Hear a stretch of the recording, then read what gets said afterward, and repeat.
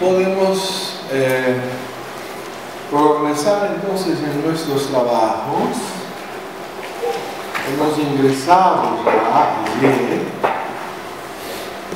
en el tema de la y hemos recibido hoy la conferencia primera de la doctora Bessa, la fraternidad aplicada al gobierno. Pero verdad que eso sería mejor, creo, mañana o quizá hoy a la tarde,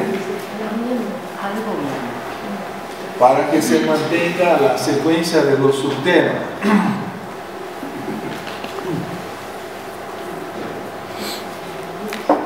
Lo que siempre es relativo, ¿verdad? La sabiduría es más como un círculo, se puede empezar por cualquier parte. Pero me parece que el primer paso del señor Buda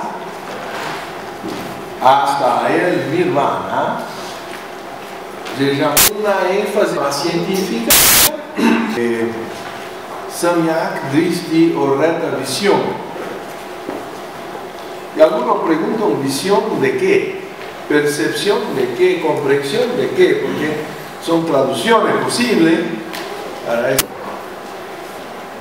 Me parece que Krishnamurti tomaba más la posición de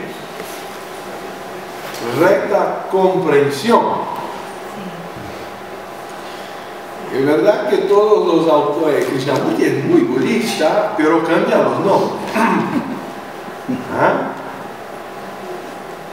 Me dice el señor Leadbeater que él había sido un discípulo con el nombre de Maitri Baladasa, personal del señor Buda en su última encarnación.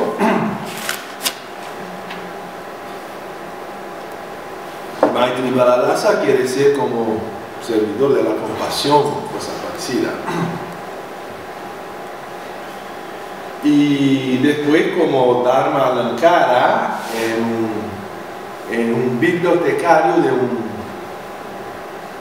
monasterio tibetano. Eso está en las vidas de Arjuna, el discípulo directo de Nagarjuna. Entonces tenía ya una secuencia budista de por lo menos 2 vidas. Y bueno, ya el señor Olcott, nuestro antiguo presidente y fundador, y también el obispo Leadbeater, le gustaban traducir el primer paso como recta creencia. La doctora Bessa le prefería poner como recto conocimiento, porque como doctora, no sé si ustedes saben, fue la primera doctora en ciencias de la historia inglesa. Sí. No había doctorado la señora. Entonces ella fue pionera.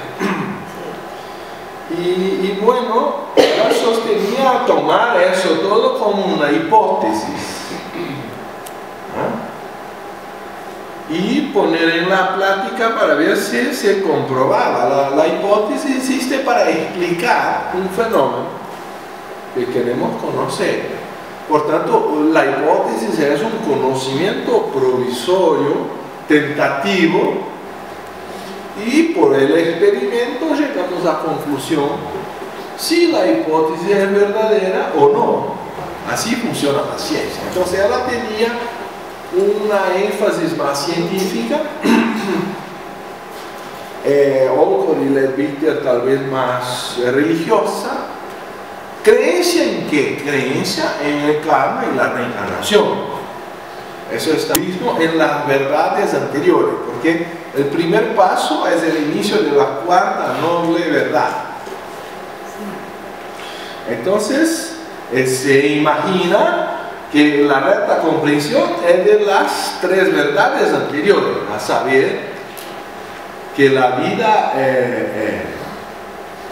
es sufrimiento o es insatisfactoria. Hay diferentes traducciones de la palabra dukkha. Pero a veces algunos teóricos dicen que vamos a decir del sufrimiento de un chico, de un viejito, va a concluir que está con dolor aquí y allá. Pero ¿cuál es el sufrimiento de un chico? Entonces, preferían algunos traducir dukkha por insatisfacción. Que todos los periodos de la vida son insatisfactorios. Vamos a decir, entonces hay sufrimiento para los chicos, hay sufrimiento, pero ya la palabra insatisfacción, tenemos un ministro en Brasil, no sé si conocerán, que era un operario que llegó a ministro del trabajo. Él creaba palabras especiales, neologismo. Él llegó al término inmexible. Ahí llegamos también al insatisfacible o alguna cosa así. Porque hay personas que no se consigue que se sientan felices. Uno puede hacer lo que quiera, siempre hay problemas.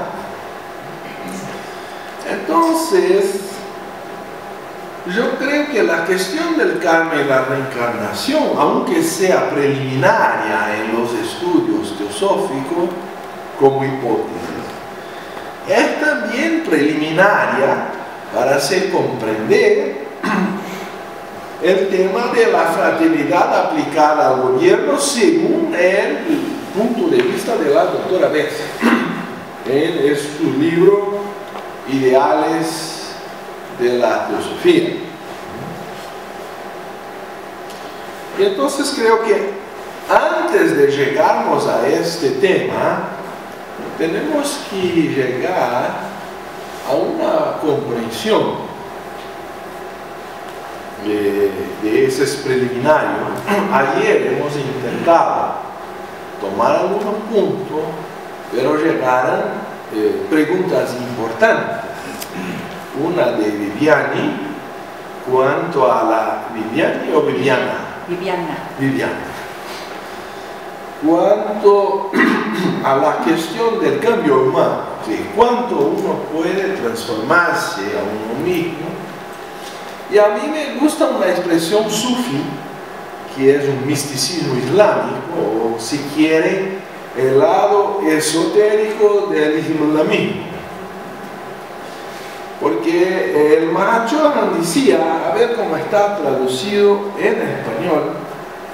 Ahora tengo, estoy con las armas.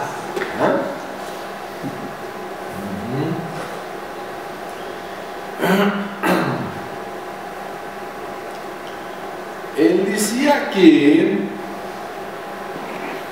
en un lado así más universal, hay 4 obstáculos. A ver, acá está. Libradas de los lazos que las encerraban, del peso muerto, de las interpretaciones dogmáticas, de los nombres personales, del antropomorfismo y de los sacerdotes asalariados, que ya es una cuestión sindical. Las doctrinas fundamentales de todas las religiones se mostrarán idénticas en su sentido esotérico. Entonces no habrá diferencia entre el esoterismo islámico del sufismo y el lado esotérico del cristianismo o del budismo como la doctrina secreta o del hinduismo y del yoga,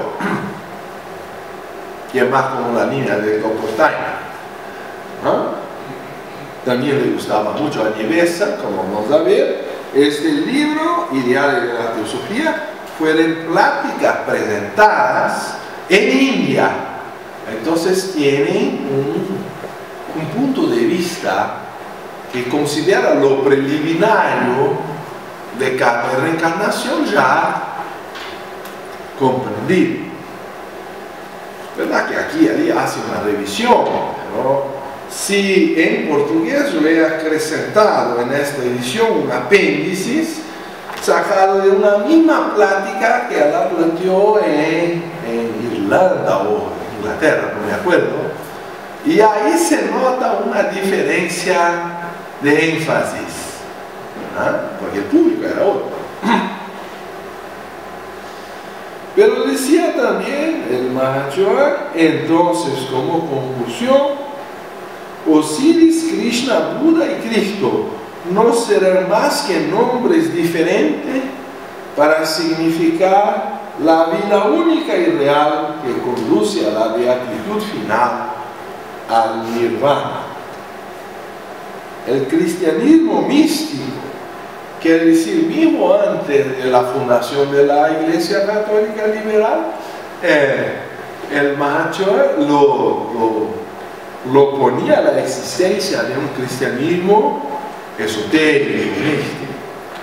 Es decir, el cristianismo que enseña la redención humana por nuestro séptimo principio, el Paramatma, llamado Aboides, por unos, Cristo por otros y Buda, y que corresponde a la regeneración, o sea, un nuevo nacimiento espiritual,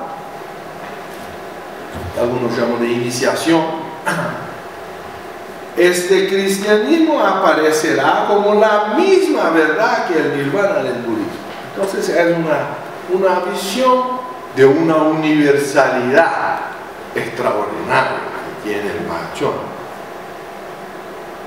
Ya no tan compleja como la carta 10, que tiene la cuestión del Dios personal, impersonal.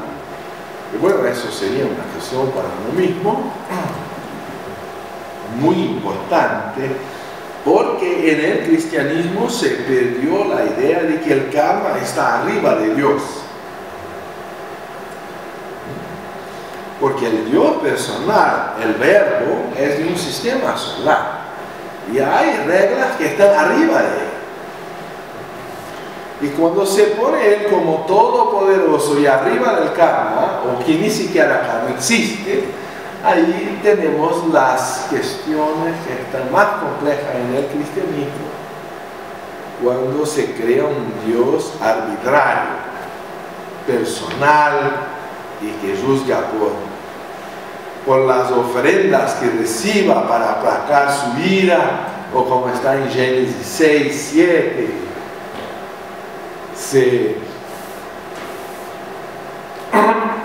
no sé cómo aceptar Génesis 6, 7, porque él dice que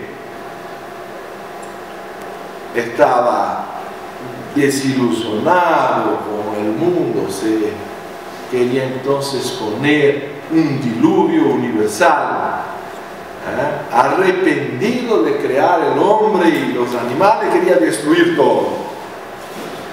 Y así está en el viejo testigos, testamento.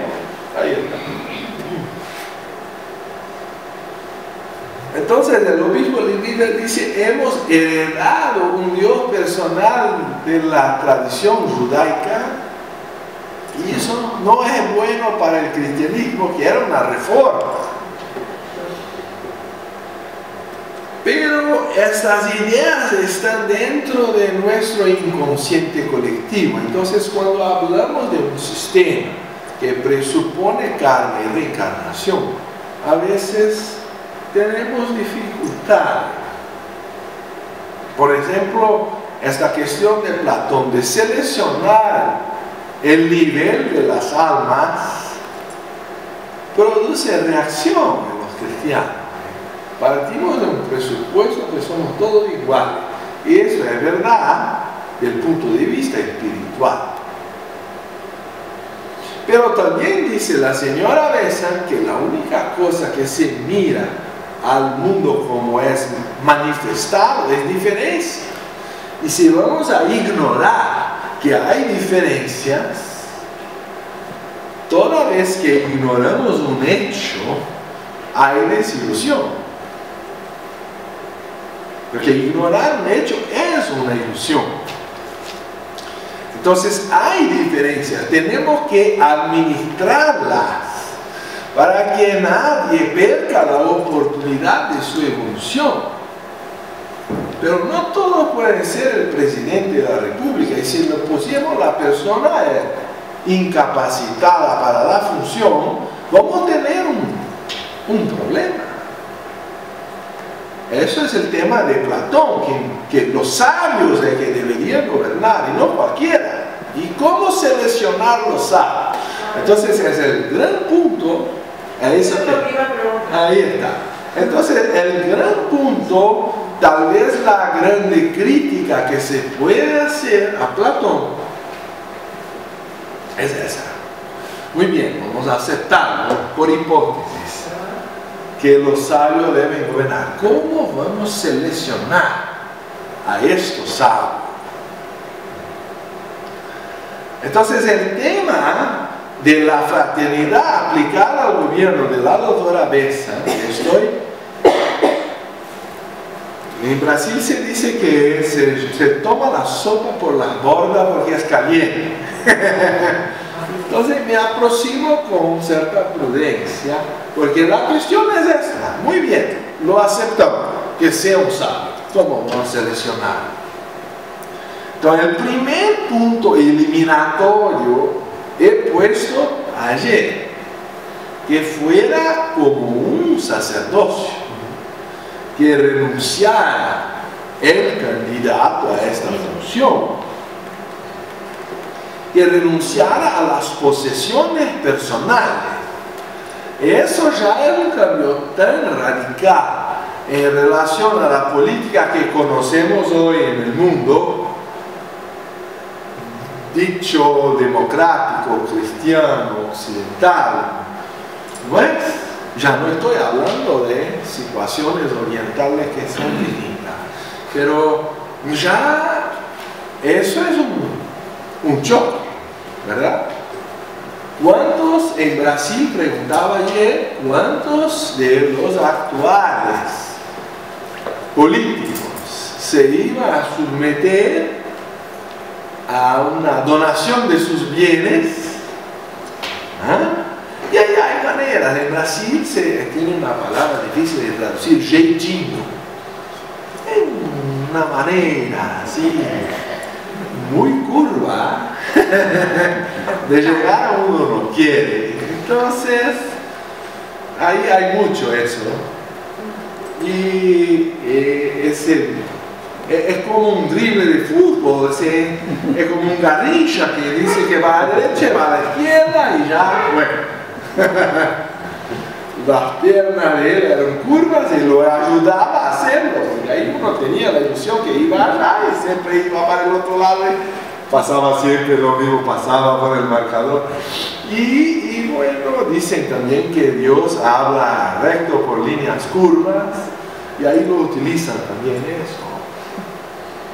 Pero verdad que pueden pasar los bienes a los familiares y a amigos, pero siempre es una limitación porque el familiar puede no pasar de vuelta, o a veces hay divorcios y ahí, ¿no es? Yo hago esos mapas astrales a veces de políticos allá en Brasil, que vivo en la capital. En general, no me invitan al Senado. Una vez pasó, pero la mayoría de las veces me envían las señoras para preguntar sobre el mapa astral de él. Pero después, cuando hay un divorcio, ahí la señora habla de todo y un poco más, porque sabe de todo, ahí va a los periódicos, con esos líos que fueran por divorcio de bienes al Supremo Tribunal Federal, que tenía poder y iba subiendo instancia hasta que hubo más que 10 años de pelea, y claro que había bienes, porque si no, no estaban peleando. Pero digo que conozco un poco de la práctica, no solo de la teoría, de cómo son los bolsillos de algunos de nuestros dirigentes. Y bien, Dios no se fue a otra toma. Pero si le vamos a esta regla a la última consecuencia, aún hay un peligro. ¿Verdad que me excuso por la comparación? Pero ¿verdad que conocemos todo que los miembros del clero de la Iglesia Católica Romana hacen un voto de pobreza y son sacerdotes, por supuesto? Y también entre ellos, si uno estudia la historia de los papas, hay problemas políticos. Quiere decir, si fuera esto solución suficiente, que no tuvieran posesiones personales, entonces el sistema de la Iglesia romana debería ser un mar de rosas. ¿Ah? Y la historia no siempre indica eso. Hemos pasado por cruzadas, por Santa Inquisición, no estamos acá para acordar todo, no todo fue tan cristiano como el Cristo lo enseñó. Entonces, mismo entre los sacerdotes, la cuestión de la selección del más sabio no es sencilla. ¿Cómo no? No, lo que iba a proponer o a preguntar es que nosotros estamos tratando de llevar lo que Platón nos propone con el individuo de hoy. Sí, sí. Pero estoy reflexionando cómo Platón lo ha propuesto y cómo la historia de Platón lo propuso a 2400 años, un poquito atrás. Y la historia de la Iglesia ya tiene 2000 años. Entonces podemos mirar cómo al principio no tenían castidad, pobreza, eso y aquello se fue agregando. Y mismo con esos límites, pero verdad que la Iglesia es muy fuerte porque cuando se va a morir un sacerdote, la herencia no queda, mismo que tenga hijos. Ahí tenemos a veces padre, hijo, obispo, con hijos reconocidos. Entonces, ya no es un secreto para nosotros. Pero la herencia no pasa. La posesión se queda en la iglesia porque el hijo es ilegítimo. ¿Lo perciben que eso fue una decisión tomada al concilio de Latrón y después agregada por Gregorio VII? Es una decisión del 1059. Entonces, acompañando la idea de Platón, que es la cuestión de restricción de los poderes, de la posesión de los comandantes, de los magistrados, vemos que la Iglesia romana ha tomado medidas similares, si no mismo idénticas, pero similares, por lo menos, de restricción en el poder. Y el Papa es un hombre muy poderoso, es un jefe de Estado, pero no tiene posesiones en su nombre personal. Quiere decir, cuando se va a morir, el próximo lo sustituye y el dinero no se fue a otros, se queda. No estoy diciendo que no haya problemas políticos en la iglesia, al contrario, hemos indicado algunos. Pero un sistema que el dinero no se va a perder, se va siempre a ingresar. Entonces, el dinero de los políticos no debería pasar a las familias, no es el nepotismo y todos estos fenómenos de corrupción, ya lo conocemos. Entonces, en Brasil hay una ley que uno no puede contratar, un político no puede contratar a una persona de primer grado de parentesco. Y Y bueno, y los poderes son divididos, eso desde Leviatán se creó, se creó el sistema de dividir el poder judiciario del ejecutivo y del legislativo para que uno no beneficie a uno mismo, sino que tenga el control de los otros dos. Siempre son dos contra uno, es un triángulo. ¿No es verdad? Todos esos sistemas se han creado para control de la corrupción, bueno, no es evidente lo que pasa en el mundo. Pero en Brasil se ha notado que el ejecutivo es que nombra los jueces. Y después los jueces llegan a un acuerdo e indican a los parientes, los parientes de los parlamentarios. Los parlamentarios son electos por el voto. Sí. Los parlamentarios no pueden arranjar, conseguir empleo por el ejecutivo o el legislativo para uno mismo por parentesco. Pero entonces el judiciario los emplea y hay un acuerdo, porque los jueces también no pueden nombrar a sus parientes. Entonces yo, que soy del legislativo, lo tomo lo del judiciario, y el judiciario indica a los parientes del legislativo, y ahí está todo. Ustedes lo perciben, quiere decir, la ley tiene toda una estructura para evitar, pero los brasileños son muy creativos. Se encuentra un camino tortuoso para hacer lo que no puede ser hecho, pero se hace. Entonces, ningún sistema es perfecto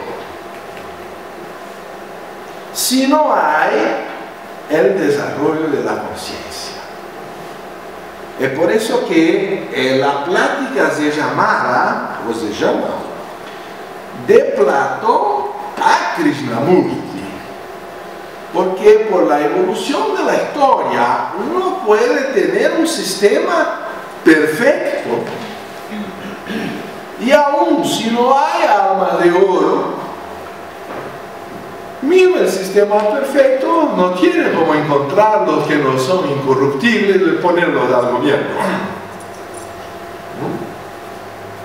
Entonces vamos a suponer que si creamos un sistema, por supuesto perfecto, por supuesto, si lo tenemos esa gloria, aún así el resultado puede ser imperfecto, porque si las almas disponibles no son tan perfectas, ya el sistema se corrompe.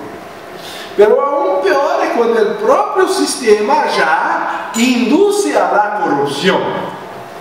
Y lo que puedo demostrar a usted es que Platón crea situaciones que dificultan la corrupción, en cuanto a los sistemas del comunismo y del capitalismo lo induce. Quiere decir, para uno llegar a ser un parlamentario por voto directo en Brasil, bueno, me encontrar con Brasil, que eso lo conozco mejor. Pero si tengo alguna semejanza es por conta de usted. ¿Ah? Pero una persona, para ser electa por voto directo, se dice, a presidente de la República en Brasil, tiene que tener como unos 50 millones, no sé cuánto más de votos. Entonces, si Ernesto se candidata, o yo, María Rosa, cualquiera, Diego ya está casi sonriendo, queriendo una cadera, una silla, una mujer, porque no, tenemos una mujer y tanto ahora en la presidencia de Brasil, una señora de mucho valor que pasó por tortura y todo. Entonces tenemos para todos los gustos. La cuestión es para llegar a esta posición, ¿se puede llegar sin dinero?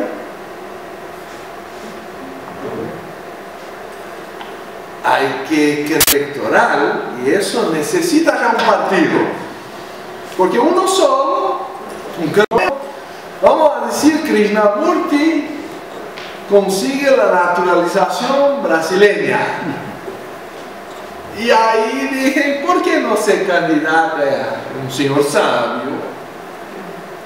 Hizo, por favor, me perdonen por la irreverencia, porque quizá en él ni siquiera lo tendría intención, pero por supuesto, si queremos un hombre sabio, vamos a proponer que él lo sea el presidente, ¿eh? Y ahí él va a ser elegido con los miembros de la sociedad teosófica y quizá de la institución cultural Krishnamurti, y vamos a llegar a ¿quién?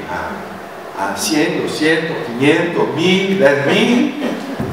En el mundo 35.000 calificación y 5 para Krishnamurti. Y ahí empieza el trabajo de conseguir los votos. El propio trabajo de conseguir los votos demanda dinero. Y algunos dicen, es que tenemos que tener dinero para ser electos. De cada negocio que se hace, se encuentra construyen una puente, y parte de la puente no es que va al bolsillo, porque no es personal, es para el partido. En Brasil ahora se dice lo siguiente: si se roba al partido no es crimen. No puede ser personal, para el partido no hay problema. Tanto que uno dice que no sabía, el otro está probado que ha desviado de dinero, pero ahí el partido mismo lo inocenta porque era el tesorero del partido y no tomó para sí, sino para el partido. Entonces, el partido por sí mismo se torna una máquina de corrupción. Es lo mismo que se pasa al comunismo. El comunismo tiene solo una clase, ¿verdad? En teoría, solo una clase. Pero tú puedes ser del partido o no, y ahí ya hay una diferencia. Y querer ignorar una diferencia cuando ella existe sería ilusión. Y si tú estás en el partido, consigue mejor el cargo, y no estás, tal vez lo saca. En Brasil está así: si tú eres del partido, lo ingresa. Si él no es del partido o de la oposición, lo saca. Y las empresas públicas deberían ser neutras. Las personas deberían llegar por capacidad de función, no para estar el partido afuera. Entonces, a veces personas no capacitadas, que, por ejemplo, si toman el servicio de procesamiento federal de datos, que es computación, y ahí se pone una persona que estaba al día anterior con un megáfono hablando al público, el día siguiente es director de una área técnica y no sabe nada de los computadores. ¿Cómo va a ser director? Y así está la directoría. Bueno, no voy a entrar aquí en detalle. ¿Cómo entonces vamos a seleccionar que las personas lleguen a los puestos de comando con calificación y sin corrupción? Porque lo que puedo demostrar es que un sistema en que tú necesitas comprar el voto, directa o indirectamente, con favores, con divulgación, con televisión, se vende una imagen de un candidato. Después el candidato es una decepción, que no está de acuerdo. Estaba hablando con una hermana que tenía un gran concepto de uno de nuestros grandes dirigentes de Brasil, hasta que hablé algunas cosillas y ya se quedó enojada ahí con eso. Y digo, no, mantenga tu imagen que tienes, es lo mejor, porque vamos a hablar de cosas no tan interesantes que se están está comprobado. No estamos aquí. Bueno, entonces la televisión crea una imagen y ahí se llega a política masiva. Millones de votos de un personaje que ustedes no conocen personalmente. Entonces ustedes van a comprender por qué para la adaptación del sistema de Platón al mundo moderno, porque Platón no tenía televisión, porque los ciudadanos de Atenas eran miles. Un millar, se dice. Era como 1 millar de personas que no todos votaban. Y tenía la cuestión de los esclavos, tenía la cuestión de las mujeres, tenía la cuestión de los chicos. Entonces no todos votaban. Solo el ciudadano que era responsable por una tierra, tenía posesión, el que tenía derecho a ejercicio del voto. Entonces la democracia ateniense, que era una de las primeras del mundo, que se tenga noticia, pero aún, si vamos a analizar por los criterios actuales, no nos parecería tan democrática. No había espacio para la mujer, por ejemplo. Había esclavitud. Entonces se utiliza eso como una crítica. No, entonces Platón está superado.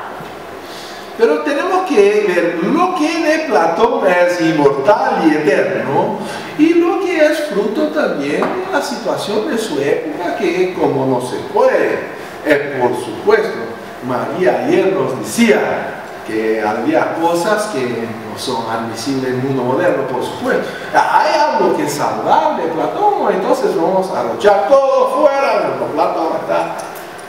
Ya Wittgenstein dice que toda la filosofía occidental no es otra cosa que notas de rodapié, así se dice a la filosofía de Platón. Notas al día. Notas de pie de página. Exacto. Ahí en portugués un poco distinto. Ahí en portuñol ustedes ya tienen esta intuición maravillosa del camino del ocultismo para interpretarlo. Pero sí, porque estudiamos ciencias ocultas y letras apagadas. Bueno, deducir lo que no es evidente, todo eso por intuición. Sin la luz de Budi no es posible. Pero quiero decir que el microdistrito es lo que más se aproxima en la política actual de los sistemas electorales a lo que proponía Platón. Microdistrito. El distrito electoral nacional no es un microdistrito. Tú no puedes tener imparcialidad para 500 millones. El Brasil tiene 200 millones de habitantes, pero vamos a decir que hay un colegio electoral ahí de tal vez unos 100 millones o cosas así. Y para ser un presidente, como el último nivel, tiene que tener por lo menos 51%. Va a llegar a más de 50 millones. Entonces, ¿cómo tú vas a tener 50 millones de votos si tú no conoces personalmente 50 millones de personas? Entonces, estoy a mostrar que el propio sistema induce a necesitar de dinero para hacer la elección.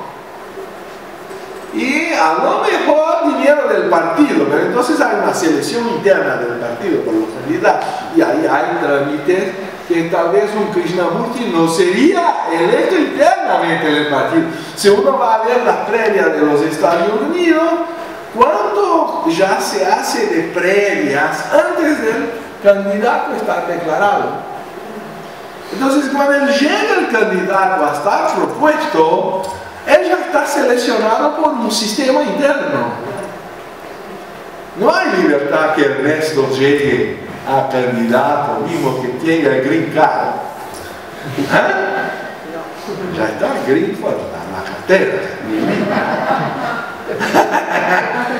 Y bueno, pero ¿cómo se va a candidatar el hombre? Lo confiamos en un hombre sabio, dedicado. Su vida es un indicativo de todas esas virtudes, que dejó toda su vida y dedicación a estos centros teosóficos.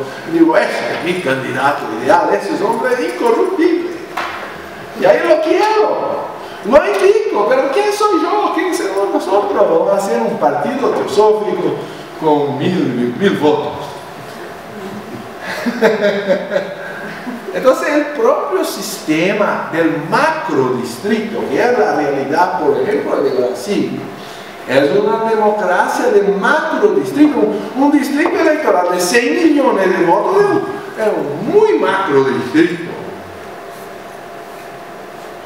Entonces ya eso es la limitación que habla la doctora Bessa cuando habla de fraternidad aplicada al gobierno. Ella va a introducir un término sánscrito, panchayat.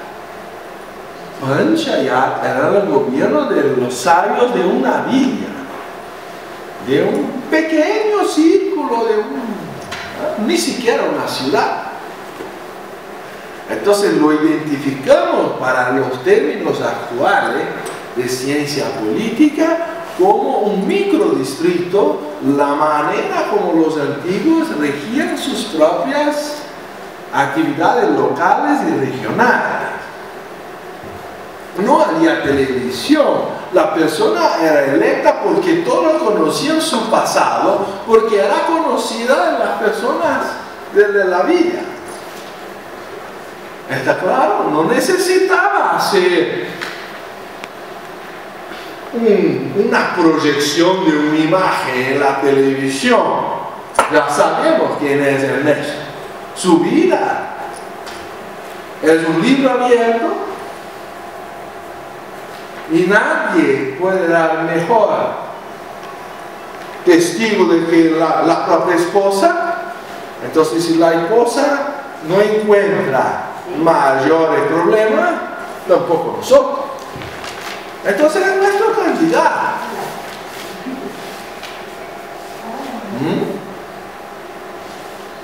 Pero cuando se tiene un candidato para 50 millones de personas, no conozco la esposa, no conozco los hijos, no conozco nada, y vamos por una imagen puesta en la televisión, es muy bueno, ahí después llega una noticia, es muy malo, ay, qué decepción, ¿cómo podía haber dicho eso y ahora hace aquello? Y ahí ya no tengo como retirar el voto, ya se pasó una carta en blanco como un cheque reversible y hacer un impeachment, cosa por lo menos en Brasil muy difícil. Creo que tenemos uno en la historia de Brasil. Y aún porque no tenía sustentación en el Senado. Que si tuviera hecho lo que otro distribuyera más hábilmente, no caería jamás. Pueden hacer cola por las calles y llevar banderas y cuando todos los políticos están juntos, no caen. Entonces estoy intentando hacer un ejercicio intelectual acá para ver cómo el gran problema está en el macrodistrito. Porque el macrodistrito votamos por una imagen, no por conocimiento de la realidad de la vida del candidato. Y a veces lo mismo sistema de partido que un macrodistrito lo exige para tener dinero para hacer la campaña electoral, ya selecciona internamente un candidato. A mí el mayor problema que tengo yo cuando voy a votar en Brasil es que primero no hay oposición real, ¿okay? Las cosas se llega a un acuerdo que uno no participa. Sabes que hay un problema acá, noticia por 2 o 3 días, al cuarto día ya no hay más noticia porque por abajo hay oposición. Yo decía, no, aquel partido va por la verdad, entonces me voy por eso. No hay. Es todo, en Brasil se dice que todo termina en pizza. Se cortan las porciones y eso es más ministerio para este partido, otro ministerio para el otro partido, y más esto para acá. Y ya está todo. Y ahí lo hacemos lo que queremos, lo hacemos la copa de fútbol, construimos ahí unos 8 o 9 gigantescos estadios para 60.000, 70.000 personas. Por supuesto que 10%, o uno no sabe cuánto. Cuanto mayor es la obra, más fácil tomar una porción, porque nadie va a percibir. Y la porción se queda gorda. Entonces, al pueblo se da lo que quiere fútbol. Bueno, pan es circenses, decía en latín, es lo que el pueblo quiere. Eso está todo descrito en Platón. Si ustedes leen La República, él llama los adoradores de la bestia. La bestia es la ignorancia del pueblo. Y uno sabe alisar a la bestia y tornarla domesticada. Hay gran político, habla de una manera que el pueblo lo comprende y lo da lo que quiere, unos sucres, como tener un perro, un poquito de comida y unos azúcares y ya. Tenemos un fiel defensor de nuestra casa a la muerte si fuera. Ahí ya tenemos un partido y hay muchos perros que nos siguen.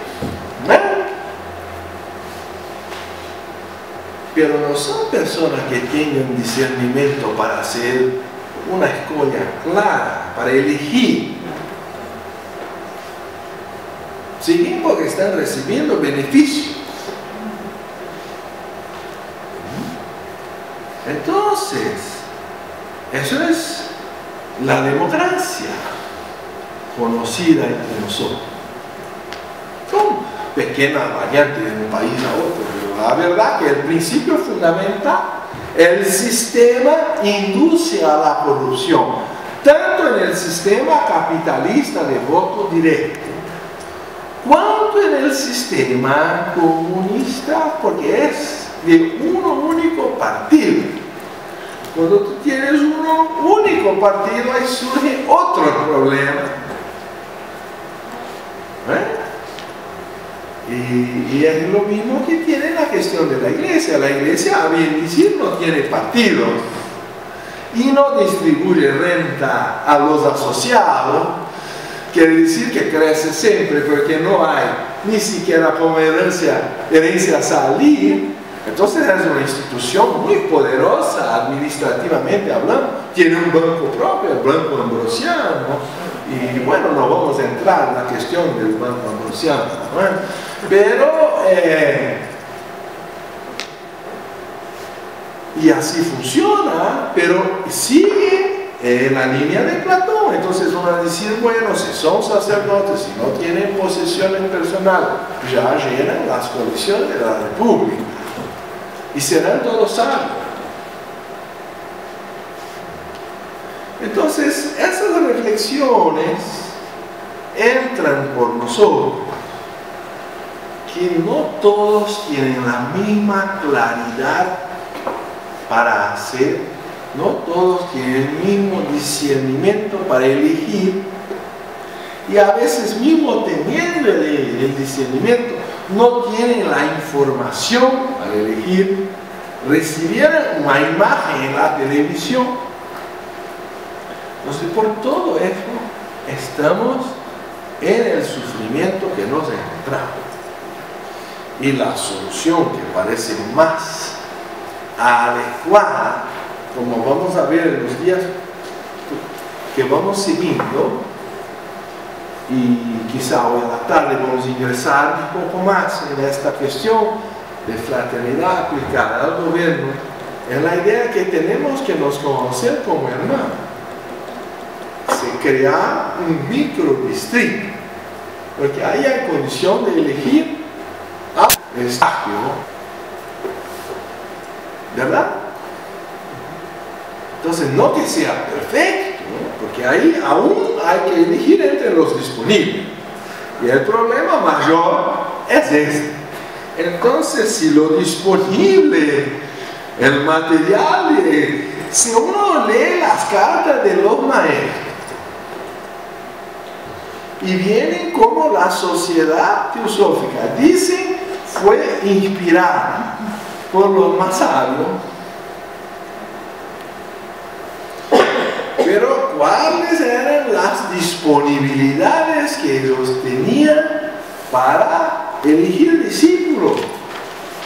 No sé si pasa con ustedes, a veces me pregunto, si el mundo está en un estadio, que los mejores que están disponibles son esos que están ahí. Yo me pienso cómo estarán los maestros con dificultad de hacer su trabajo. Porque es muy pequeña la disponibilidad que tienen. Entonces las cartas decían, bueno, hemos elegido la señora Blavatsky, aunque tenga esto, problema y aquello, etc. Se toma la carta 45, por ejemplo, de lo cronológico. Me excuso porque estoy acostumbrado con las ediciones brasileñas que son llamadas las cartas cronológicas, la cuarta edición. Y acá creo que ahí aún utilizan la tercera. Entonces, el número de las cartas no son lo mismo, pero del cronológico a la 45 habla de las condiciones en que llegar a elegir algo de Blavatsky, no porque de un universo de no sé cuántos billones tenía el mundo aquel tiempo, pero no 7 como hoy. Pero ahí uno va a preguntar, ¿por qué eso y aquello? Bueno, él nos dice, de lo disponible era lo mejor que teníamos. Y aún lo aceptan, que tenían limitaciones personales. No estamos acá para entrar en las limitaciones de nuestros líderes, porque eso sería dar un tiro en el pie. Pero él lo acepta, y yo creo que, vamos a decir, saludar, lo aceptemos, que no eran hombres perfectos. No estamos haciendo una idolatría a los líderes, sino aceptando como los maestros lo pusieron, que eran los mejores disponibles.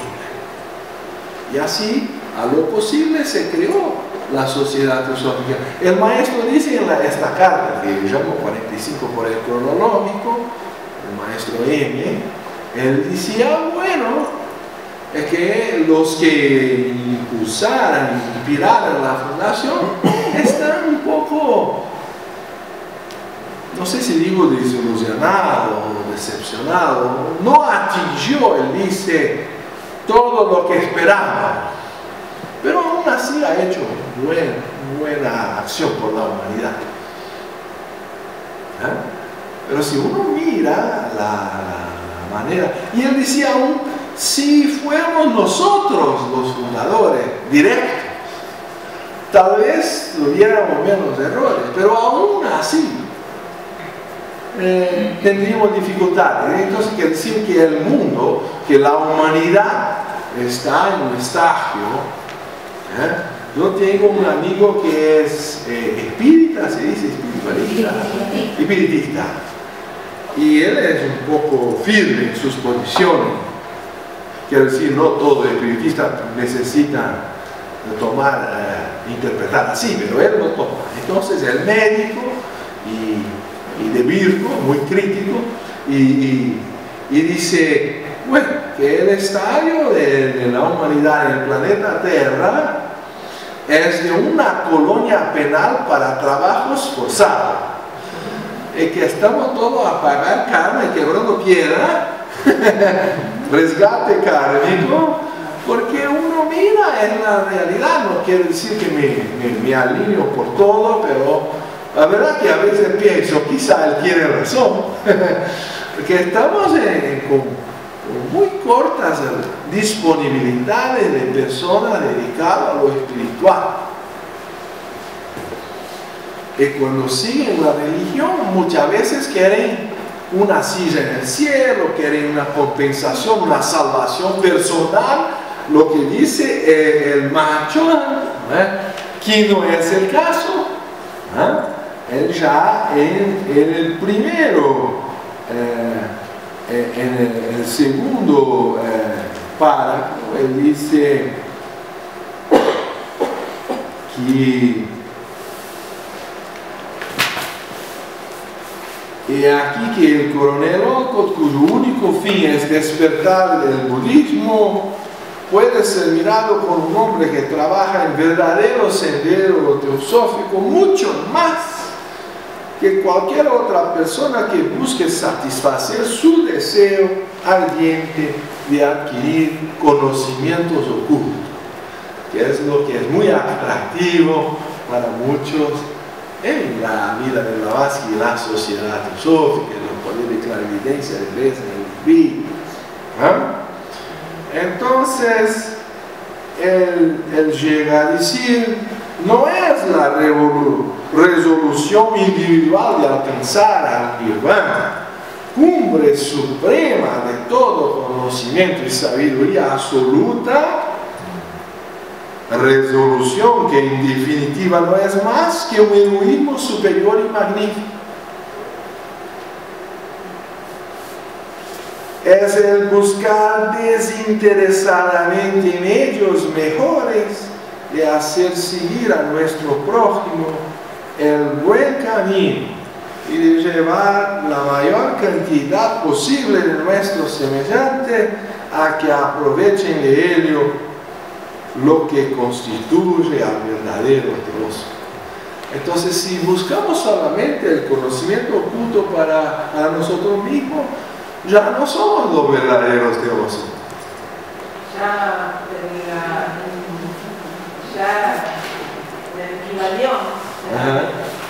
Ya en el Kybalión se nos decía, dentro de los axiomas herméticos, que no cometiéramos avaricia. Sí. Y hay una avaricia financiera y hay una avaricia, bueno, no sé si es una calamidad decir así, pero verdad, como si fuera una avaricia espiritual, es una contradicción completa, ¿verdad? Así que lo dicen. Dicen que el karma es una ley espiritual. ¿Verdad que el karma es una ley material? Porque la acción y reacción implica tiempo y espacio. Si todo es uno, como es el espíritu, no hay reacción. Ya es una unidad. Entonces, el karma solo puede aplicarse a lo manifestado. Y lo manifestado no es espiritual. Lo espiritual sería lo inmanifestado. ¿No es?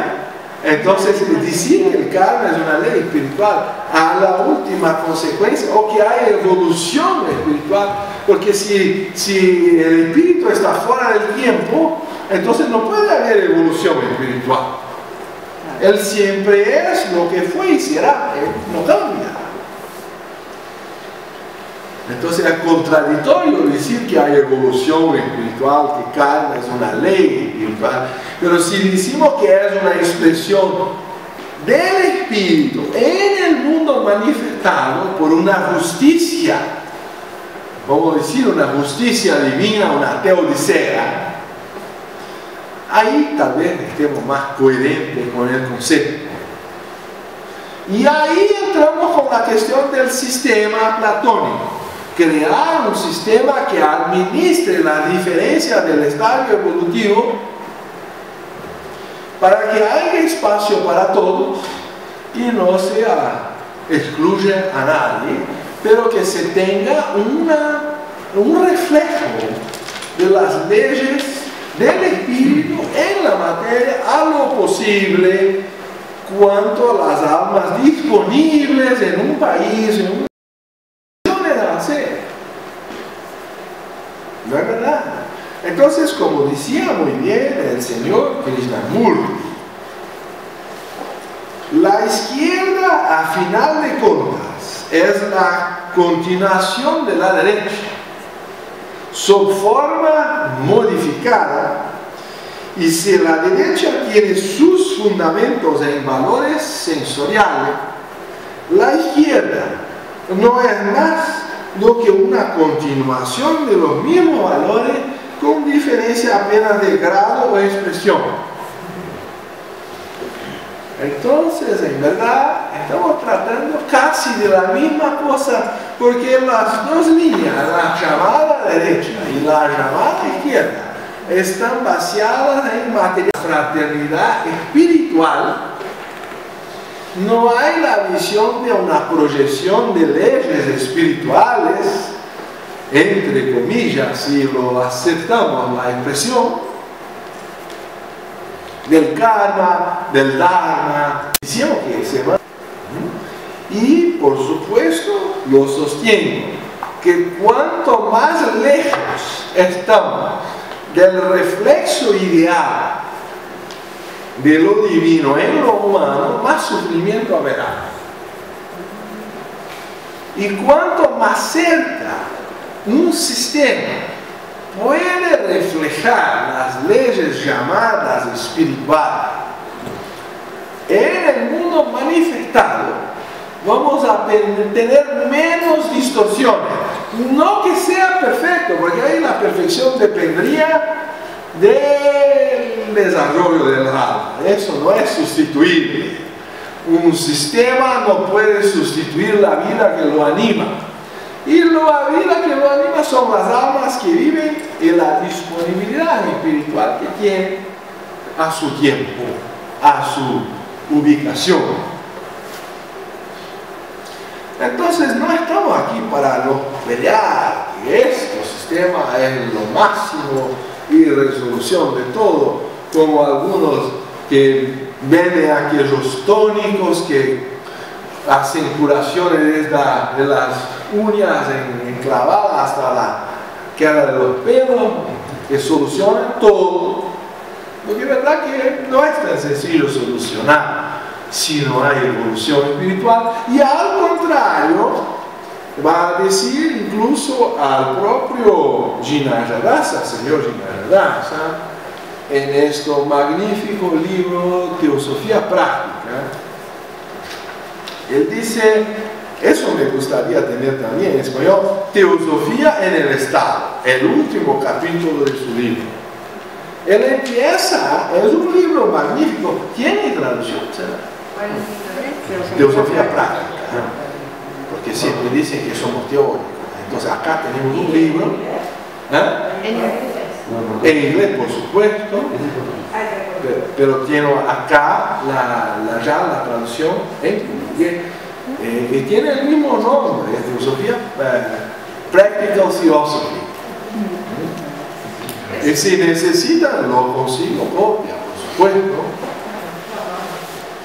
Él empieza, el primer capítulo se llama Teosofía en el hogar, y el último, el séptimo capítulo, Teosofía en el Estado.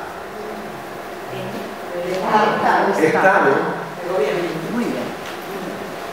Entonces, ¿qué pasa? Él va en el micro distrito, que sería el hogar, hacia el macro, que sería el Estado. Y él va a decir que el Estado debería ser una gran familia.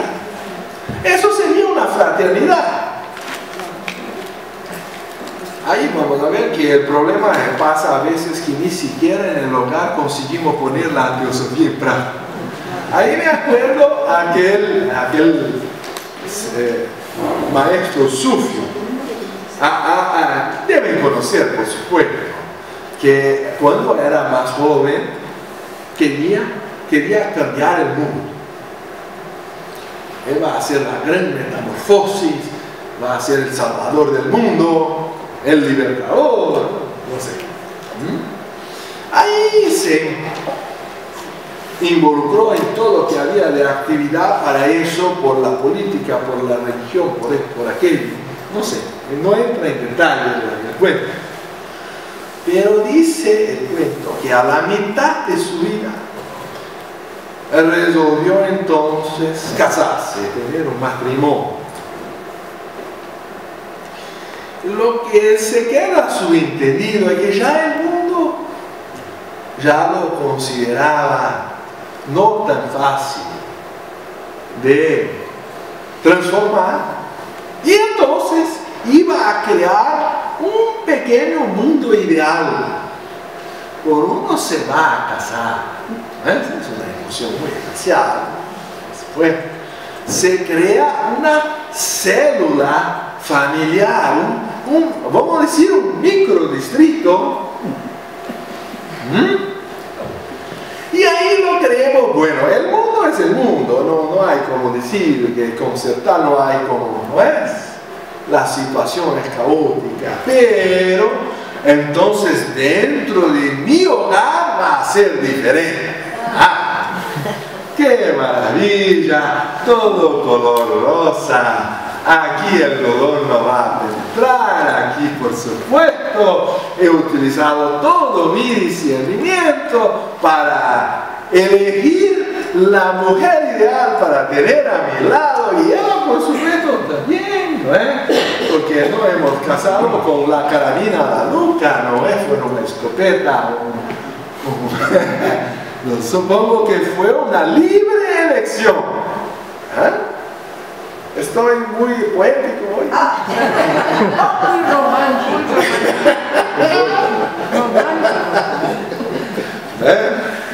Y ahí nace, sí, el matrimonio camina bien, por lo menos por el tiempo, para tener los hijos, porque si ya se descamina antes de los hijos, ahí ya no, ya la célula está rompida.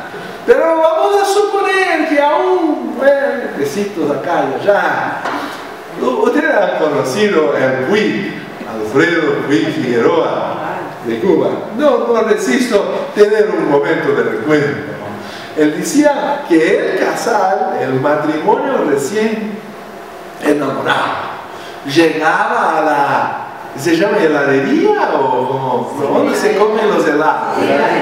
¿Sí? Y eso, solicitaban ahí una torre, no sé de quién, y con muchas bolas ahí, pelotas de helado, y venían entonces 2 cucharitas, pero solo una taza, y uno sacaba así y ponía a la boca del lobo.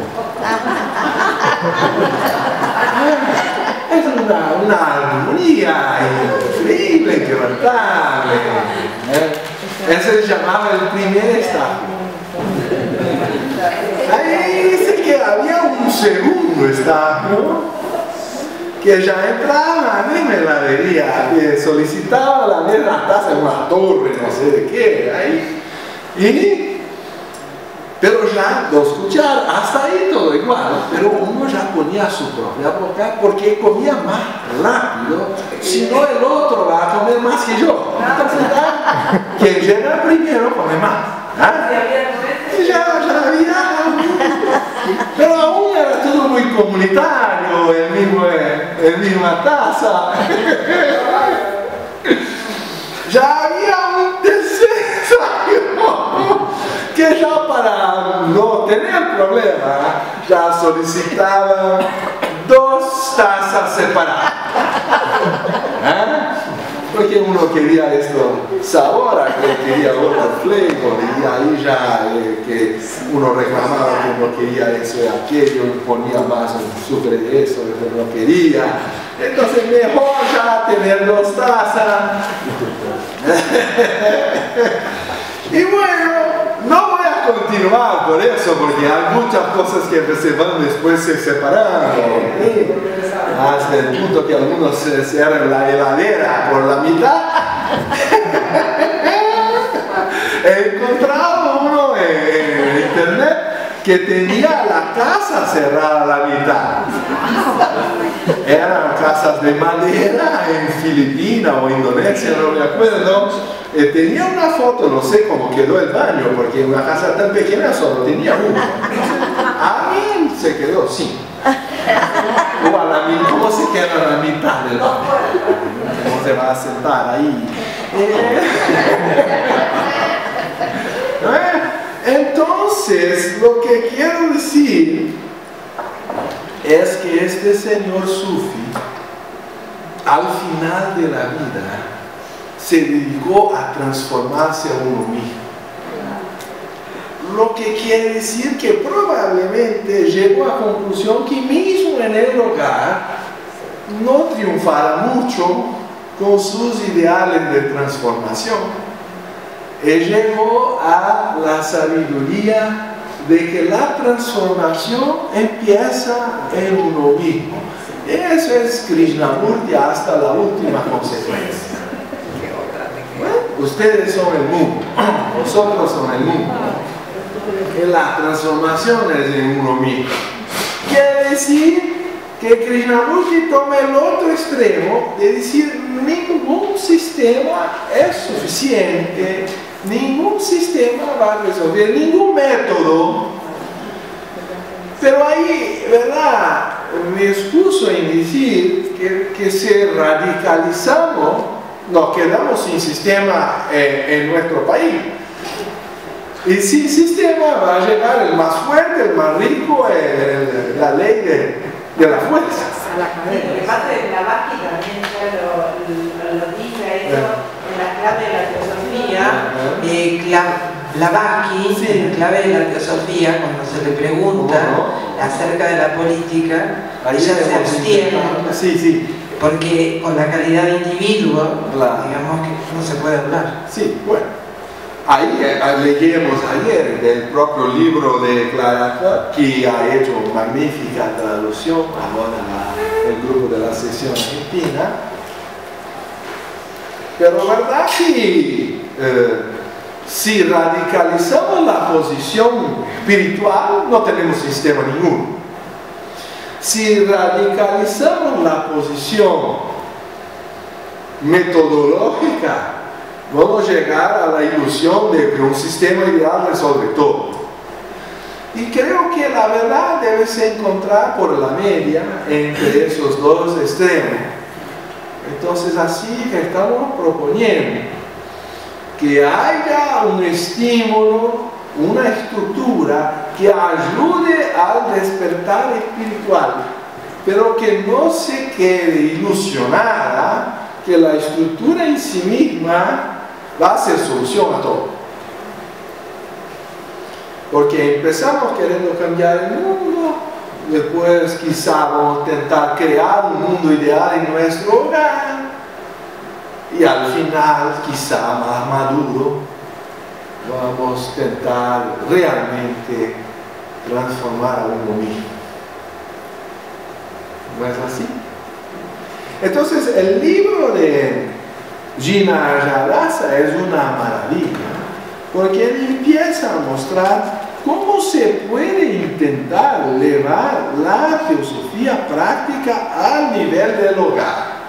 Y ya ahí tenemos una prueba de cuánto teósofos somos o no somos, o estamos intentando ser. Porque el otro extremo de decir, no, la sociedad teosófica solo puede ingresar los sabios, entonces sería solo para los maestros. Una escuela existe para enseñar, y se supone que hay alumnos, y los alumnos tienen algo a aprender, o estén en algún grado de ignorancia, porque por supuesto, si ya son todos perfectos, no hay necesidad de una escuela. Sería contradictorio tener una escuela de hombres perfectos, ¿verdad? Entonces él dice, el éxito o el fracaso de los grandes sistemas de doctrinas éticas depende del efecto que éstas tengan producido en los agrupamientos de los hombres que denominamos de naciones organizadas.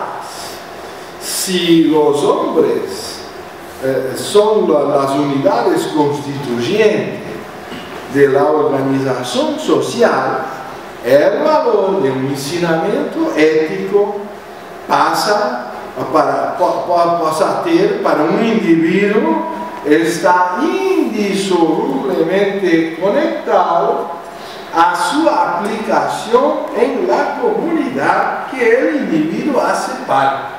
Entonces estamos acá a discutir filosofía para la reconstrucción social y está plenamente coherente con este pensamiento de Gina. Y así se puede comprender que la verdad de la filosofía modifica el concepto que un individuo tiene de uno mismo.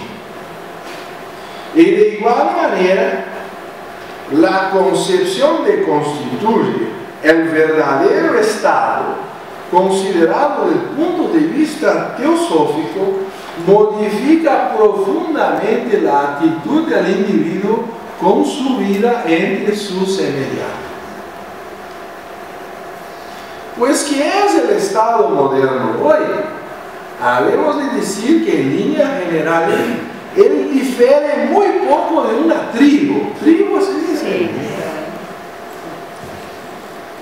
Tal cual existe y podemos estudiar en los animales vertebrados superiores. Yo pasaba el cuento ayer de cuando me quedé 72 horas de retiro en el aeropuerto de Londres por una nieve que ha suspendido todos los vuelos por 3 días. Era entonces la mayor de los últimos 30 años.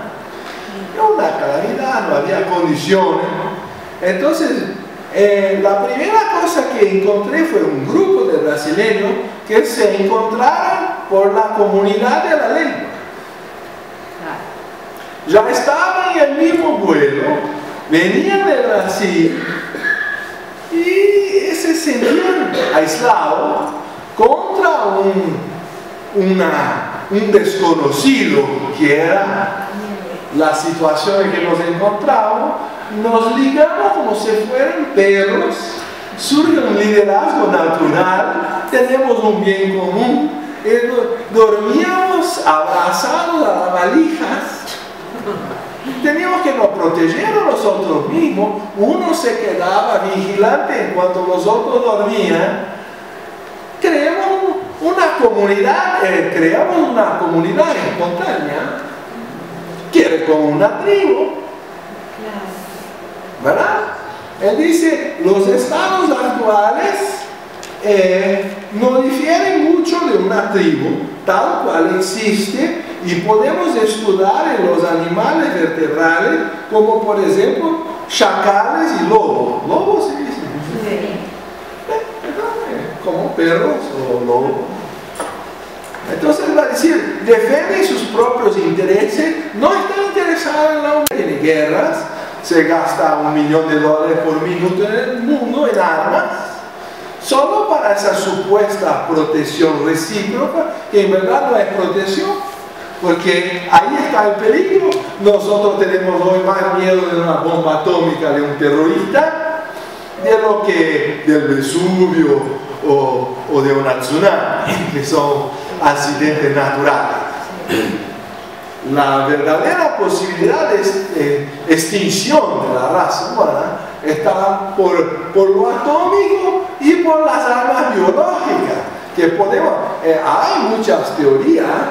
Yo no tengo cómo comprobar aquí, ni hace mucha diferencia, lo creo, por el argumento, pero verdad que dicen que este H1N1, H1N1, que es un experimento que salió de control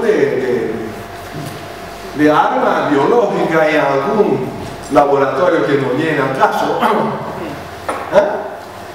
Y yo no dudo, así también hablan de la aviaria y otra, que son cosas que se crearon artificialmente, porque cuando uno analiza los constituyentes de la constitución cromosómica la estructura biológica, hay composición de diferentes fuentes que por la naturaleza no llegan a se unir. Hay genes de aves con genes de puerco y no sé más lo que. Y bueno, ¿cómo se consiguió esta mistura? ¿Por accidente? ¿Ah? Entonces el gran problema del mundo es el hombre, ya no es más el Vesubio o accidentes naturales del tsunami. Entonces queremos nos proteger, pero si que creamos más y más armas, y por eso vuelvo a la cuestión de la Federación de las Naciones. Si no tenemos una verdadera unidad, no hay solución para el planeta. Eso ya veía Leadbeater y Bessa a su libro que fue lanzado en 1913, a la víspera del primer conflicto de la Guerra Mundial en Europa.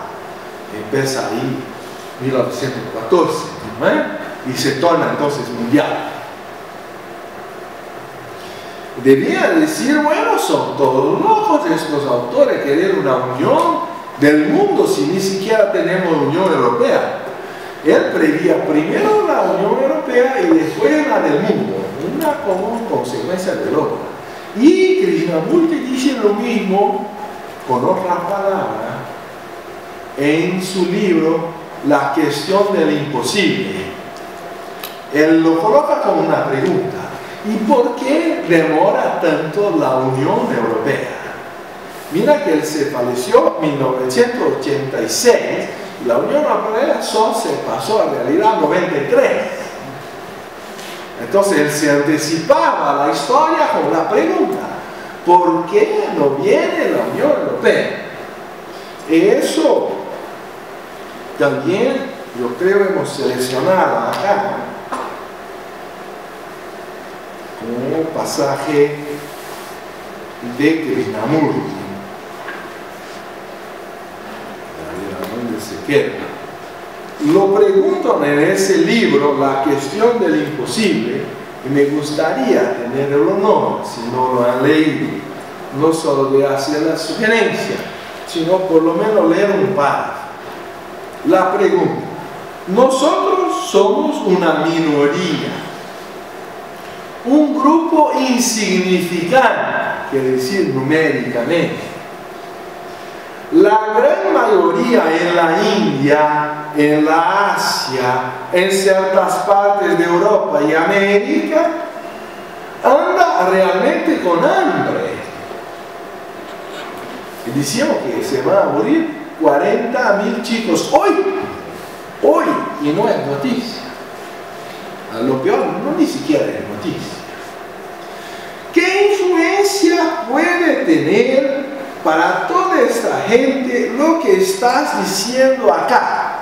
Lo ponía en situación de cuestionamiento a Krishnamurti. Esa es una pregunta hecha a Krishnamurti. Lo que dices acá de que somos, vosotros son el mundo y somos todos, ¿no? Y bueno, ¿qué diferencia hace eso para los que están muriendo de hambre por toda parte? Entonces me parece muy oportuna la lectura de la respuesta de Krishnamurti a este punto. Él decía, eso depende de vos, de lo que de lo que vas a hacer, de que vosotros vas a hacer, o mismo como una minoría insignificante. ¿Qué ustedes van a hacer? Una enorme revolución ocurrirá en el mundo cuando una minoría de personas se tiver transformado interiormente. Y si llegamos a un número mínimo de almas de oro, para usar el lenguaje platónico, si llegamos a un número crítico mínimo de almas de oro, ustedes conocen la teoría del centésimo mono. Si se llega a un número mínimo, el cambio es general.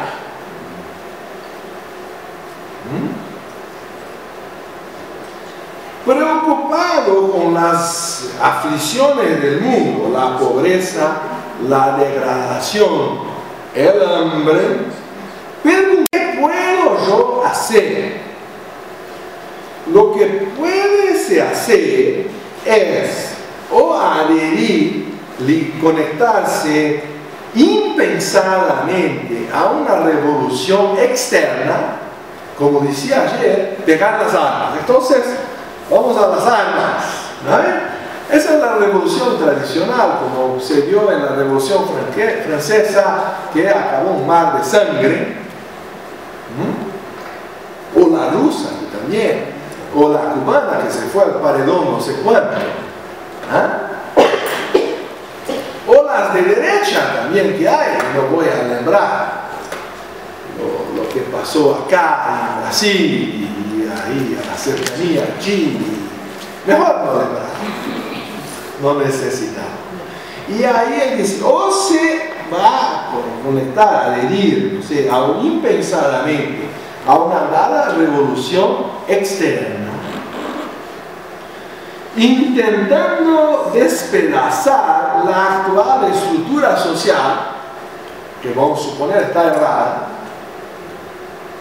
para crear otra de nueva especie, ahí vamos a crear un sistema nuevo, con lo que volverán las mismas aflicciones de antes. Quiere decir, él toma la posición de que el sistema no decide. O considerar la posibilidad de una revolución total, no parcial o meramente física, en la cual la psique pueda actuar en una relación enteramente distinta con la sociedad. Quiere decir, él está hablando en sus palabras, se lo interpreto bien, de una revolución incluso espiritual. Porque con esto está, va del físico hasta todo el universo. Y decía la señora Rada Munier, que al decir, se lo puedo decir, es como su discípula, y así fue por muchos años, ¿no? Físicamente. Una sociedad noble no puede ser construida, ni la sabiduría puede ser encontrada del día, de la noche al día, así por un paso, un estado. El hábito tiene poderosa influencia sobre la mente humana y por eso esta mente prefiere la confusión y el dolor de vivir sin sabiduría a el trabajo de avanzar hasta ella, a la sabiduría. Prefiere vivir en confusión y dolor sin sabiduría lo que hacer el trabajo de conquistar la sabiduría. Muchas personas sienten que una mudanza fundamental, un cambio fundamental es inalcanzable. Y así vuelven o tornan imposible la mudanza a uno mismo. Si yo parto del presupuesto, ya el primer paso, que es imposible se torna. Ahí es imposible. Hay un otro pensador, creo Thoreau, que decía que uno no sabía que era imposible, por eso lo intentó. Ahora, si uno se convence que es imposible, ahí no intenta. Los maestros dicen que lo que pueden hacer es dar un consejo de intento.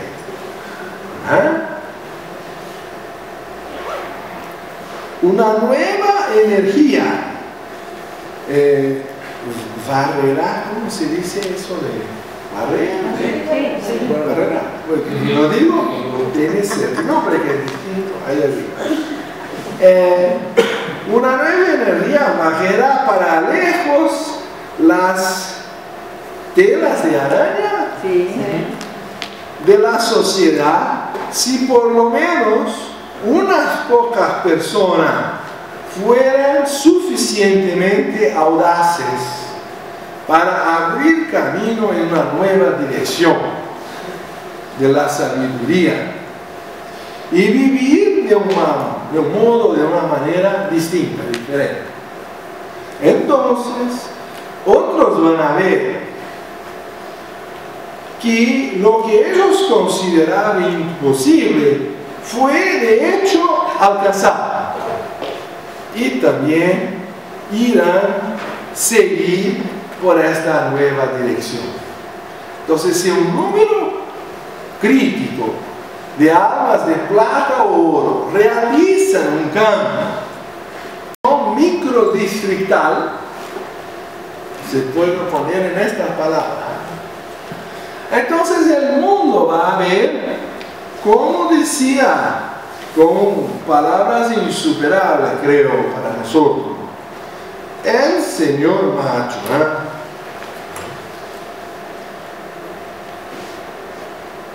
Si una solución racional debe existir en alguna parte, y si nuestras doctrinas se muestran capaces de darlas, el mundo reconocerá bien pronto en ellas la verdadera filosofía, la verdadera religión, la verdadera luz que trae la verdad y nada más que la verdad. Entonces, si nosotros somos un núcleo de fraternidad universal en la práctica, y eso es nuestro desafío, y cuando yo firmé la propuesta de ingreso en la sociedad teosófica, que tenía 19 años de edad, yo pensaba que el primer objetivo era el más sencillo, difícil seguir el segundo y el tercero. El primer objetivo, ¿cómo son todos hermanos? ¿Ah? ¿Qué problema hay acá? Eso. Y no entendía que era el único que era obligatorio, los otros eran concesiones, el obligatorio es el primero. No, bueno, más qué maravilla esta sociedad teosófica. Se ingresa uno y dice que los maestros nos miran en este momento ideal en que tenemos una percepción de la unidad y lo firmamos, lo aceptamos formalmente.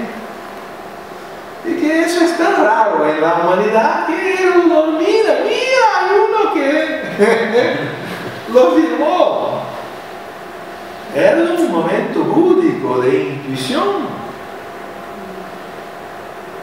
Y si después conseguimos vivir de acuerdo a aquello firmado, como en un matrimonio, que estamos enamorados, lo prometemos todo.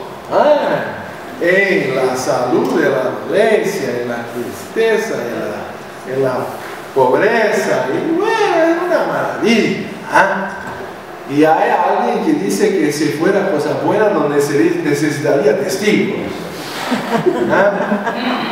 Los testigos de acá son los otros miembros de la sociedad.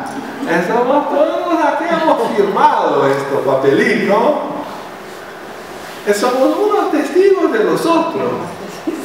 Y ahí, y entonces, y la fraternidad universal que nos propone el Mahachohan, si lo vivimos, el mundo se convierte. Yo siempre digo, el problema del cristianismo es que no hemos tenido el sermón de la montaña 2, el retorno. Ese día un video. Si el Cristo al día siguiente de la resurrección subiera más una vez a las oliveras, los celares, cuales de la montaña, y por arriba profería el sermón 2, el retorno, en toda la Judea se tenía convertido, no tenía toda la pelea de los milenios, pero él se presentó solamente a unos pocos discípulos y algunos ni siquiera los reconocieran. Entonces me perdonen como obispo de la iglesia liberal si voy a decir alguna cosa que no les corresponde, pero creo tener la libertad de pensamiento de poner mi propia idea. Si no fue en público, no se presentó en público, solo a pequeños grupos, microdistritos de discípulos aceptados. ¿Quién me garantiza que eso fue físico? Puede ser una materialización astral y de su cuerpo Mayavirupa. Bueno, vamos a entrar aquí en cuestiones técnicas de ocultismo, pero a los que quieren que se levantó de la tumba con puro carne y hueso, y si así fuera, creo que toda la Judea debía ser convertido, y no pasó eso históricamente. Entonces, alguna cosa en esa historia de la resurrección no es bien como nos cuentan en la escuela dominical. Eso es solo para ver que el cristianismo místico y esotérico es distinto del histórico. Y también la sociedad teosófica está a escribir su historia. Si vivimos como decía la señora Radomía, los jesuitas en el mundo son como los 30.000. Pero qué cambio han producido en la historia, porque eran 30.000 involucrados por votos de vida a su causa. No estoy diciendo si es bueno, si es malo, si todo lo que han hecho fue bueno o malo, no. Estoy en la cuestión del judaísmo, sí del cambio producido históricamente. Ella decía, si los miembros de la sociedad lo vivieran como de todo corazón, por la causa teosófica, que el mundo se cambiaría. Esa es la cuestión del número crítico de alma de oro, o por lo menos de plata, para seguir a Platón. Porque yo creo que si fuéramos ahí solo de bronce, estaríamos corriendo atrás del dinero y no acá, viviendo condiciones austeras y dedicando tiempo a ideales. Y por supuesto, los de hierro no están para esas cuestiones. No las alcanzan, no es que sea a favor o contra, no las alcanzan. Mi papá me preguntaba, ¿qué tanto discuten en la sociedad teosófica que no tiene fin estos comentarios de ustedes? Eso está ya cuántos años en esa cosa y eso no tiene fin. Ahí yo le contesté, bueno papá, me gustaría muchísimo contestar tu pregunta, pero propongo una otra pregunta, que si me la contesta, yo creo que consigo contestar la tuya. ¿Qué tanto oyes este radio de pila de comentarios antes, durante y después del juego de fútbol? Que los comentarios no tienen fin. Y estamos 1-1, un gol acá, un gol allá, empatado. Ya como unos 30 años, que uno no responde la cuestión, no contesta la del otro. Porque la mayoría de la población está interesada en fútbol o en novela. Aquí se dice novela. Sí. Bueno, la brasileña dice que son muy buenas. Yo sé. Porque a veces me parece que los valores que pasan no son tan espirituales. Pero si hay público, ahí la vende y ilusiona a la persona, entonces están cumpliendo alguna cosa, no sé. Por lo menos de vez en cuando se habla de reencarnación en la novela brasileña, más por el espiritismo, pero todavía cabe reencarnación, a veces aquí y allá aparecen. Ya no era así como a 50 años atrás. Entonces, un poco cuando el arte lo manifiesta es porque está en el alcance del público. Comienza por lo intelectual, pero en cuanto no llega a lo artístico, no llega al pueblo. Entonces el mundo evoluciona a su ritmo, pero decía entonces, el Estado, decía Jinayarasa, es una fraternidad de almas. Los individuos que componen el Estado son almas, egos inmortales en cuerpos terrestres. Ellos son miembros del Estado con el fin de evoluir hasta alcanzar un ideal de perfección. Y como almas, participando todos de la única naturaleza divina, son hermanos dentro del Estado, sean ricos o pobres, instruidos o ignorantes, buenos ciudadanos o criminosos. Mira que la señora Bessa es un magnífico libro de ideales de teosofía. Hay espacio para los criminosos, no están excluidos, son mirados como almas necesitando de educación. Y más, se lo pone como un Estado que ha fallado en educarlas, por eso ya son criminosos, porque ya la educación no fue lo que debía ser. Y más, que si la educación ha fallado es porque el gobierno no falla, porque no es fraternal en ofrecer las condiciones de educación al pueblo. Y es la mayor ferida de Brasil, es los niveles que estamos con educación, que son los peores de América Latina, están a concurrir con el África. Entonces uno pregunta cómo un país que es emergente, que está en la bandera de todo el mundo, como séptima economía internacional, después que cayeron los ingleses de la posición, parece que llegó a la sexta, porque quieren mirar la felicidad de un pueblo por el PIB, por el Producto Interno Bruto.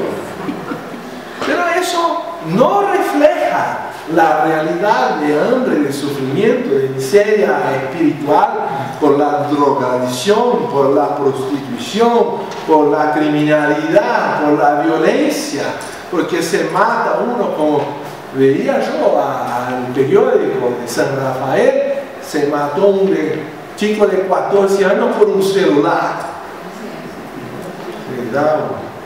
No sé si mató, pero fue un balazo. Mata. Y mi hijo, con 17 años, a las 2 de la tarde, fue presentado enfrente a mi habitación, al piso, con un revólver, con una arma 38, para sacar el celular. Y yo podría estar diciendo ahora, se le matar. Porque es verdad que somos todos uno solo. Y tengo suerte que el chico ha tenido la cabeza fría, se dice, dar todo y no reaccionar. Y si fuera yo, me pregunto, si fuera yo con mi chiquita de 5 años al lado, ¿cómo lo reaccionaría en aquel momento?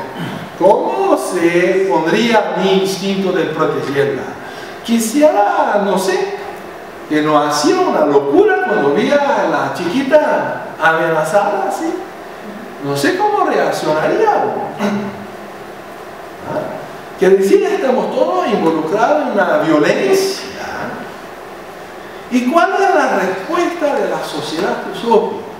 No colectivamente, porque como dice la señora Blavatsky, como colectividad no podemos nos posicionar, pero podemos cuestionar, podemos reflexionar colectivamente sobre la cuestión de que ha dicho Platón, de que ha dicho Krishnamurti, de que había dicho él señor Jinayadasa, habiendo en cada estado almas viejas y jóvenes, él no dice personas viejas y jóvenes, sino almas. Porque a veces es ahí que no perciben. Una alma de oro se supone vieja, mismo que use un cuerpo de 14 años, como cuando Krishnamurti escribió a los pies del maestro, tenía 14 años. Pero cuánta sabiduría está en un librito tan pequeño. Y a veces hay otros que ya están con los pelos blancos y no parecen tener más que 14 años, ¿verdad? Entonces, las almas de hierro, ellas no salen de infancia o adolescencia. El tiempo las toma por los cabellos, que los pelos se quedan blancos, pero la constitución psíquica no alcanza condiciones de elegir, condiciones de gobernar. Y ahí hay un magnífico texto que vamos a encontrar hoy a la tarde por la traducción de los hermanos de Argentina. Vamos a empezar por ese texto, el capítulo 1. Él dice: para esto es que los más sabios tienen que encontrar una manera de proteger a los ignorantes de su propia ignorancia, como hacemos nosotros como padres o madres en relación a nuestros chicos. Entonces se ponen los tampones a las tomadas de energía, porque el chico no sabe poner los dedos adentro. Entonces, si hay un accidente con los chicos, la responsabilidad primera es con los padres. Son las almas de oro las responsables por la de hierro, y que tienen desarrollo para ayudarlas y no para explotarlas. Y eso es la idea de la nobleza, de la esencia del pensamiento de Platón, que se tiene que crear un sistema que torne posible, que dé espacio para que las almas de oro tengan alguna condición de llegar a algún poder. Porque si no, los intereses van a gobernar, y los intereses son para las almas de bronce, el dinero, y ahí no tendremos fraternidad. Como almas más viejas recibieron mayores dones de la vida a lo largo de eras pasadas, mayor contribución es exigida de ellas, tanto en sacrificio propio como en responsabilidad. Ahí es lo invierte, la nobleza obliga. Nobleza obliga. Siguiendo la orden natural de las cosas, la dirección de los negocios del Estado estaría sin duda a cargo de las almas más viejas.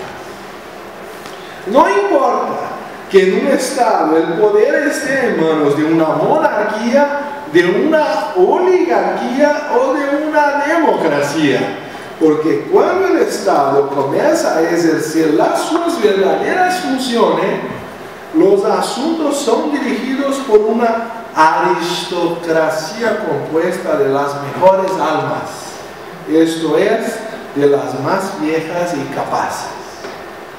Estas almas elegidas pueden denominarse demócratas o republicanas, o pueden tener recibido de las masas el poder para ejercer sus funciones, pero el hecho continúa el mismo, que la dirección del Estado es confiada de las almas más jóvenes a las más viejas. Y en cuanto no llegue aquel día, en un futuro distante, en que cada alma será su propia ley, como un legislador divino, que era que María quería ayer, a la tarde, que no tuviéramos regla ninguna, que solo el despertar espiritual fuera suficiente. Eso es un estado muy lejos. Sí. ¿Cómo podemos vivir sin regla alguna? La humanidad no está más para como dice la colonia penal con trabajos forzados, lo que para un estado sin ley. La dirección del Estado, en cuanto no se llega a aquello, la dirección del Estado debe ficar o quedarse en las manos de una minoría que denominamos gobernadores o administradores. Entonces, ahí empezamos a entrar en el núcleo de nuestra discusión. Pero si hay preguntas o cuestiones a un emergente, tenemos un micrófono muy discreto para estas cuestiones.